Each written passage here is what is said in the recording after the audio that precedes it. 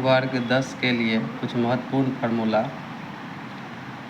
जो कि एग्जाम के लिए बहुत ही महत्वपूर्ण है। वर्ग 10 के लिए द्विघात समीकरण से शुरुआत करते हैं। अगर कोई द्विघात बहुपद दिया गया है ax² + bx + c, तब शून्यकों का योगफल जो होगा अल्फ़ा + बीटा - b/a और शून्यकों का गुणनफल अल्फ़ा × बीटा c/a। यदि मूलों का योग अल्फ़ा + बीटा तथा मूलों का गुणनफल अल्फ़ा × बीटा दिया गया हो तो द्विघात समीकरण निकालने के लिए फार्मूला होता है x² - alpha + beta × x + alpha × beta.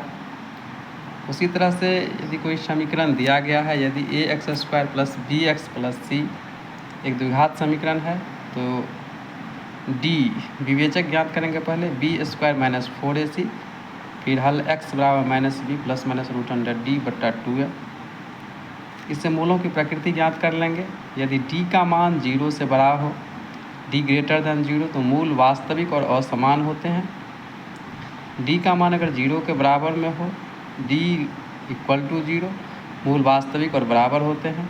d < 0, d का मान 0 से छोटा हो, कोई वास्तविक मूल नहीं होता है।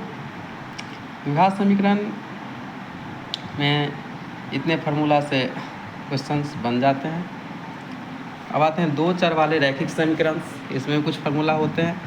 यदि समीकरण ax + by + c बराबर 0, dx + ey + f बराबर 0 दिया गया हो तो हल इस प्रकार से होता है। यदि a/d ≠ b/e हो तो 1 और 1 हल होगा। इस स्थिति में युग्म अविरोधी कहलाता है, रेखाएं प्रतिच्छेदी होती है। दूसरा कंडीशन बनता है यदि a/d = b/e = c/f हो तो अनगिनत हल होंगे। इस स्थिति में युग्म आश्रित होता है, रेखाएं ओवरलैप कर जाएंगे, संपाती होते हैं। यदि तीसरा कंडीशन बनता है यदि a/d = b/e ≠ c/f हो तो कोई हल नहीं होगा। इस स्थिति में युग्म आश्रित कहलाता है, रेखाएं समानांतर होती है। अब समानांतर श्रेणी के कुछ सूत्र को देखेंगे। Tn = a + n - 1 × d। यहाँ पर Tn जो है सो अंतिम पद, a बराबर प्रथम पद, n पदों की संख्या, d सार्वधांतर होता है। उसी तरह से अगर पदों को जोड़ना हो, Sn बराबर n/2 × 2a + n - 1 × d। Sn इसमें पदों का योग है। दूसरे भी तरीका से इसको हम देख सकते हैं। पदों की संख्या ज्ञात करना हो, अंतिम पद घटे प्रथम पद बटे सार्वधांतर +1 करके हम निकाल सकते हैं पदों की संख्या।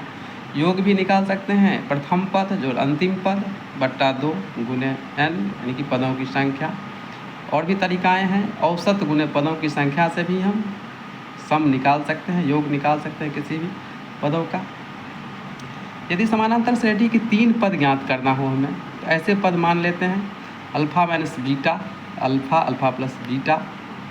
4 पद के लिए alpha - 3 beta, alpha - beta, alpha + beta और अल्फ़ा + 3 बीटा। समानांतर श्रेणी में अगर पद और सार्वधांतर ज्ञात हो तो कोई भी पद निकाल सकते हैं हम लोग। जैसे चौथा पद अगर निकालना होगा तो a + 3d, 9वां पद निकालना हो a + 8d, 100वां पद निकालना हो a + 99d। किसी भी पद निकालने के लिए उससे एक कम d को इसमें ऐड करते हैं। इस तरह से कोई भी पद हम ज्ञात कर सकते हैं। इसी तरह ज्योमेट्री में कुछ है। यदि किसी त्रिभुज की एक भुजा के समानांतर एक रेखा खींची जाए तो अन्य 2 भुजाएं एक ही अनुपात में विभाजित होती है। जैसे गिवन ट्रायंगल दिया हुआ है, ABC है, DE BC के समानांतर है, तो इसमें जो बनेंगे कंडीशन AD/DB = AE/EC।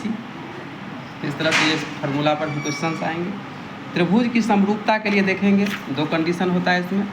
2 त्रिभुज समरूप होते हैं यदि उनके संगत कोण बराबर हों तथा उनकी संगत भुजाएं एक ही अनुपात में विभाजित हो। इस तरह से त्रिभुज की समरूपता देख सकते हैं। इस तरह के फार्मूला एग्जाम्स में आते हैं, इससे रिलेटेड क्वेश्चंस भी आते हैं। यह मुख्य रूप से बच्चों के सुविधा के लिए बनाया गया है वीडियो। धन्यवाद।